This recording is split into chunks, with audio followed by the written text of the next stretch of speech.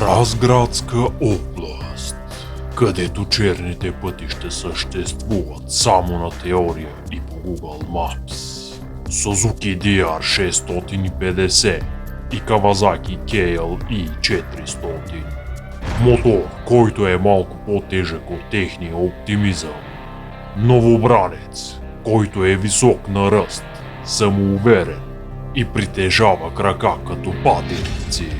Пишман офродаджията, който практикува ендуро йога пози, за да не падне. 20 км в час, 200 пулс, срещу храсти, заключени порти и изчезващи черни пътища. Спонсорирано от Паника и неясноти. Влог епизод 13.